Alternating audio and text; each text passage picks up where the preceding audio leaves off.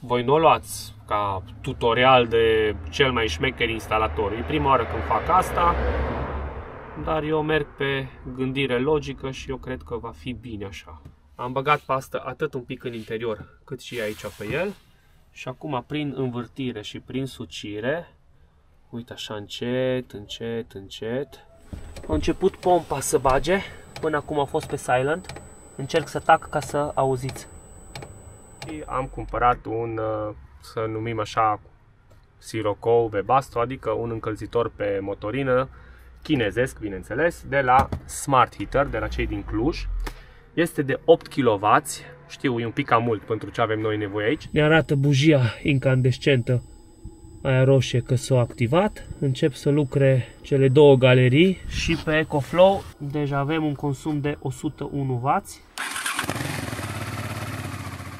Salutare, dragilor! Noi suntem dubițarii motocicliști de la Lucifer Videographer. Robert și Iasmina. Și bine v-am regăsit într-un nou episod. Au trecut câteva zile de când nu ne-am mai văzut aici pe YouTube, pentru că între timp eu am reușit să și răcesc. Și încă îs răcit, dar de aseară deja îs mai bine. Și cu ocazia asta am ieșit aseară și am testat, ce vedeți aici, la multele recomandări a mai multor persoane, cărora le și mulțumesc pentru sugestii. Am cumpărat un, să numim așa, Sirocco Webasto, adică un încălzitor pe motorină, chinezesc, bineînțeles, de la Smart Heater, de la cei din Cluj. Iar aici mai jos avem un frigider de 40 de litri, ăsta l-am comandat de la Dennis Network. Ambele în jur de 1000 de lei, ăsta 1015 lei și ăsta 1130 de lei sau ceva de genul. Dar am luat și un încărcător pentru priză 220 în caz că o să-l folosesc undeva. Să vorbim pe scurt un pic despre acest încălzitor, pentru că clipul de astăzi, cam despre asta e vorba, o să vreau să îl montez. Aseară i-am făcut o scurtă probă cât să văd că funcționează. E foarte faină jucăria. Este de 8 kW, știu, e un pic cam mult pentru ce avem noi nevoie aici, dar doar așa am găsit la nevoile mele, în sensul că am vrut să fie compact, toate într-una, da? Scula în sine, rezervorul, acest controller în față, pompa de motorină, are ceva, nu știu, nu redresor, nu știu cum zice, să fie pe 220. Asta e un criteriu de bază. Pentru că astea la pornire și la oprire, din ce am văzut, consumă cel mai mult, în jur de da, gâtul. În jur de 150 de W, între 110, 120, 130, 140. Și dacă l-aș folosi pe brichetă, e cam la limită, că eu o să-l folosesc pe un EcoFlow Delta 2 și ca majoritatea stațiilor din astea de curent, pe partea de 12V, scot undeva la 100-120 de vați. Așa că am zis că nu risc și mi-au unul la 220, îl bag frumos în spate la priză și de acolo să ia el cât vrea, că nu mă deranjează. Frigiderul o să rămână la 12V, ăsta cât l-am testat am văzut că consumă undeva între 30 de W și 55, cam acolo. L-am răcit până la 1 grad, după aia am văzut că e ok și l-am oprit. Unde vreau să pun acest încălzitor pe motorină? Uitați aici. M-am uitat, tot am studiat, tot curentul și tot ce înseamnă alimentare aici în față o să vreau să fie. O să vină EcoFlow, frigider și încălzitorul. De când nu ne-am mai văzut, am izolat aici peretele despărțitor, am scos doar sticla pentru că vreau să am aer, pentru că altfel nu am nicio sursă de aer aici înăuntru. O să rămână mereu geamurile crăpate de la pasager și de la șofer și automat și când circulă mașina se încălzește. E mult mai bine.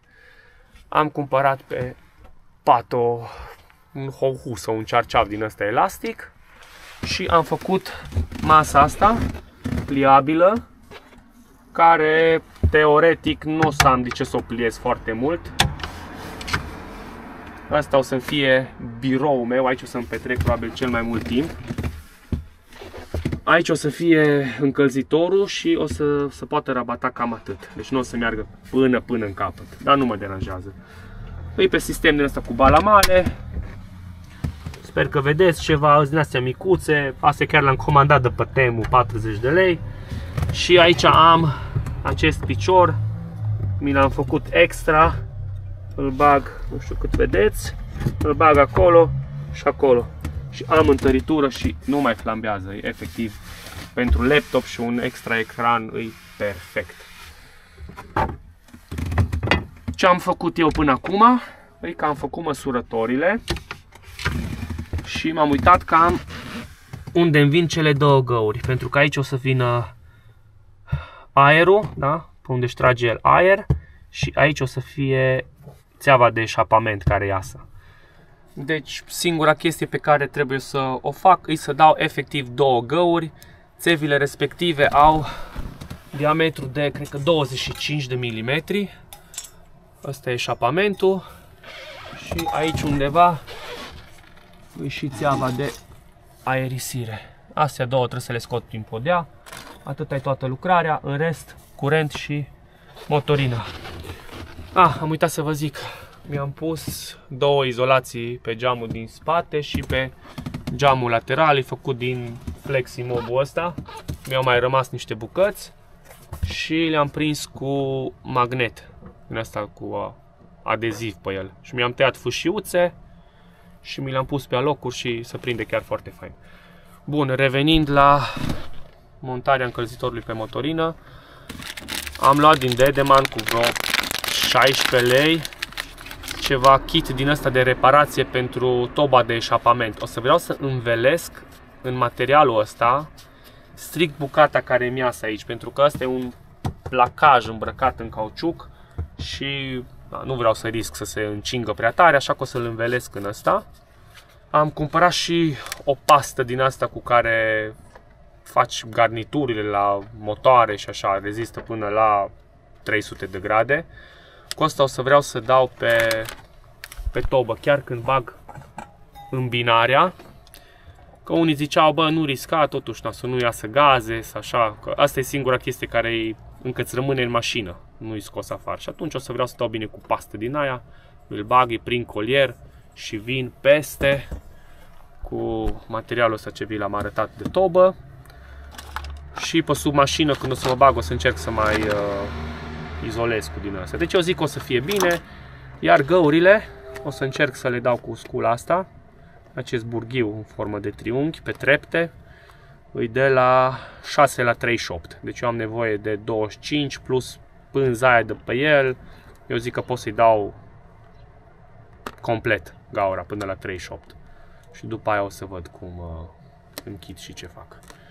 Bun, cred că v-am povestit destule. Hai să ne apucăm de treabă. Aici deja mi-am făcut măsurătorile. Aici sunt cele două puncte. Am trecut cu burghiul din ăla mic de 3. Numai ca să văd pe partea aia că e totul ok. Și acum mă bag cu ăsta. Hai să începem o dată aici. Prima oară trecem doar prin ce ăsta, cauciucul ăsta plasticat și prin placaj.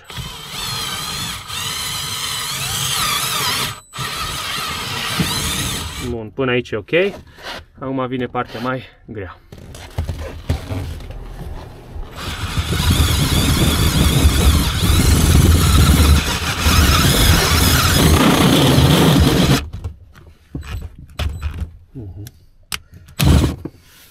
Prima găurică se vede deja. Să fie distracție cu ăsta micu prin tablă, dar încercăm. Și acum, ca să nu facem mizerie, începem din start să curățăm.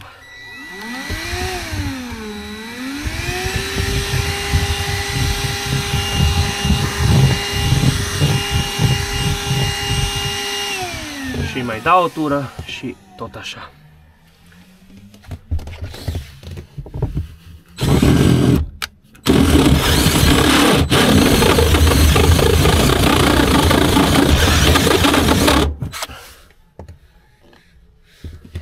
Da, trece pe trepte așa încetuț, încetuț, fără să ne grăbim.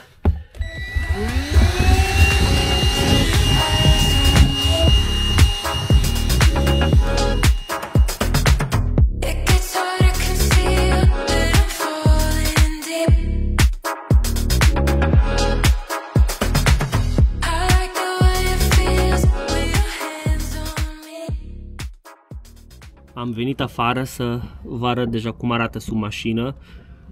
Aș fi vrut să încerc să dau găurile de aici de jos, dar nu am acces și așa că o să continui de sus. Numai bine o să trec în placajul, să-i dau gaura cea mai mare. Și în tablă atâta mă duc până numai cât să-mi treacă metalul. Hai să vă arăt, uite.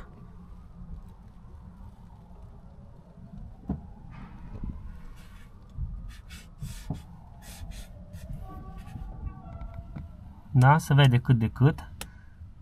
Asta îi aerisirea. Aici aș trage aerul, deci uite l-am făcut la fix, chiar cât să intre.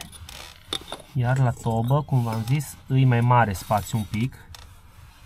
Vedeți că bălângăne, pentru că vreau să-l îmbrac în acel material. Și aici mă gândeam să bag cu degetul silicon din ăla rezistent la căldură și să îmbrac bine toată zona asta aici.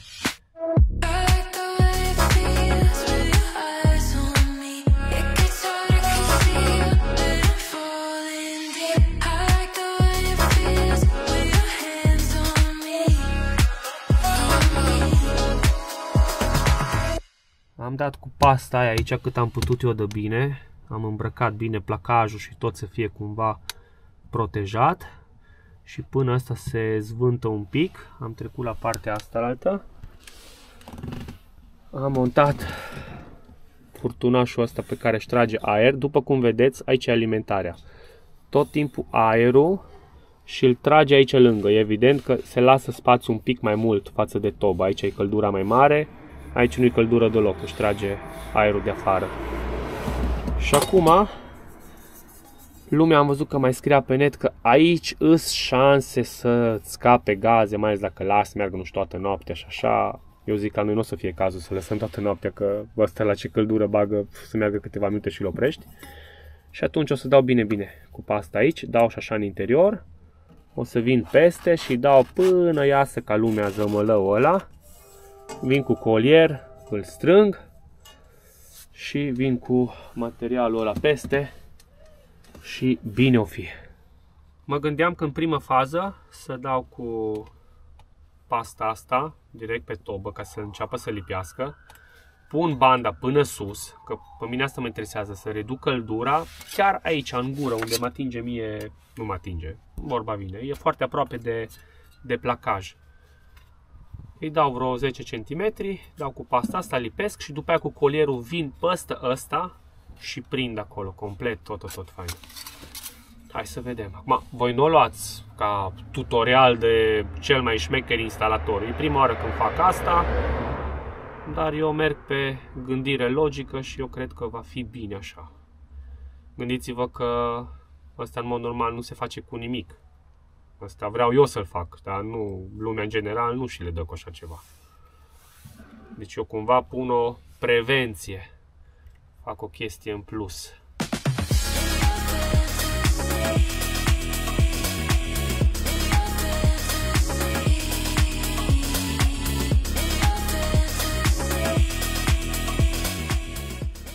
Am pus acea bandă, am prins cu un colier aici momentan provizoriu cât să mi se lipească și colierul de sus e pregătit pentru a fi strâns. Am băgat pastă atât un pic în interior cât și aici pe el. Și acum prin învârtire și prin sucire, uite așa încet, uite așa, mergem până în capăt. Și când ajungem în capăt, uite așa, îl ducem la poziția dorită și nu mai umblăm la el. Mă vin din partea asta, altă strâng colierul și așa rămâne. Iar ne prinde încet noaptea, am făcut o pauză de masă și în același timp am lăsat să se usuce siliconul, tot ce am pus pe aici. Dar acum a venit timpul să iau scula și să încerc să o bag pe găuri, că încă n-am făcut verificarea. Sper că am dat găurile cum trebuie, le-am măsurat tot. Și pe aia dăm o cheie să bage un pic de căldură, nu?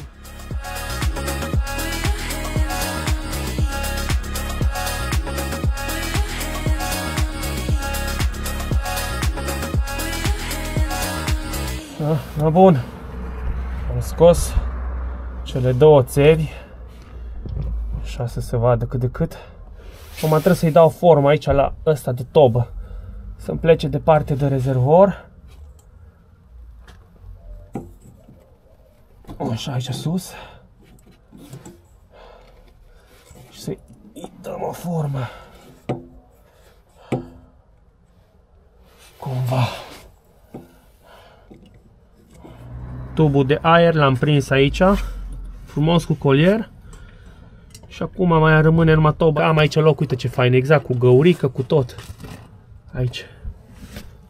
Atunci au și o distanță oarecare una față de alta. Sperăm să nu bată vântul tot timpul așa invers ca să inhaleze toba, dar nu am cum să le prind altfel. Am dat gaură, numai eu știu cum am ținut mâna și am reușit să-i dau o gaură. Dăm un pic să mai strâng aici și mere să-i dăm o cheie. Deci uitați aici.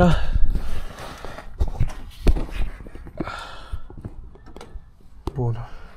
Nu știu cât vedeți acum. Toba e prinsă țapănă aici. Am băgat șurub autoînfiletant. La fel și la ăla de aer. Eu zic că îs faine. Uite aici.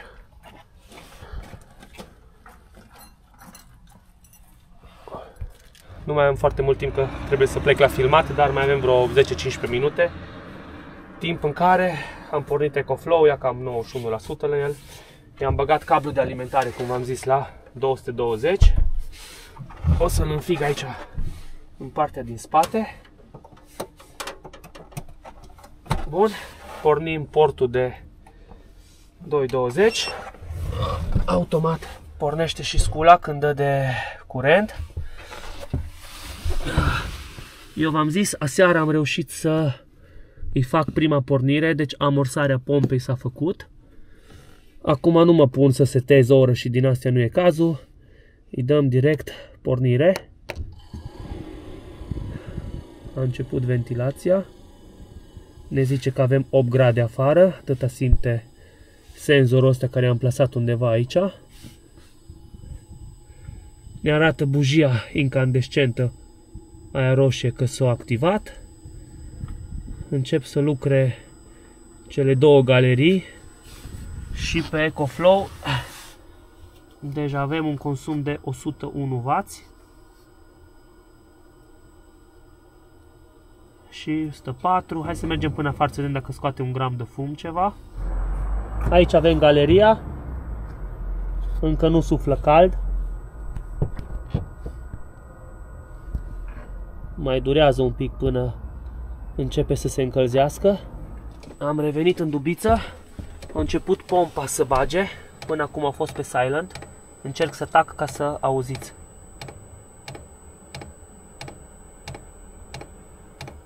Consumul e la 110W. Începe să ventileze mai tare un pic. S-a activat și a doua liniuță. Tâcâitul a devenit mai ritmat. Și începe să scadă consumul. Uitați, de la 110W, cum mai 31, 45, 46, 33, imediat o să scadă. Bun, acum dacă eu dau pe astea două, săgeți sus și jos concomitent, e setat pe câte grade vrem să fie setat.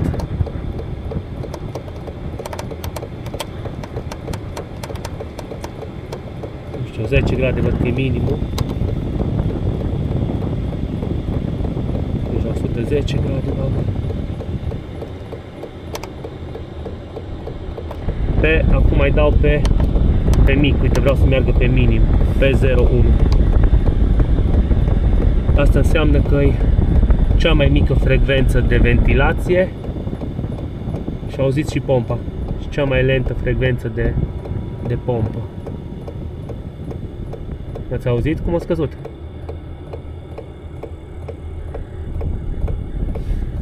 Și bineînțeles, odată cu aia scade și consumul de carburant, dar și consumul de vați. Da? Uite, ne arată 0, 27, 18, 0, Deci clar că pe minim va fi folosit.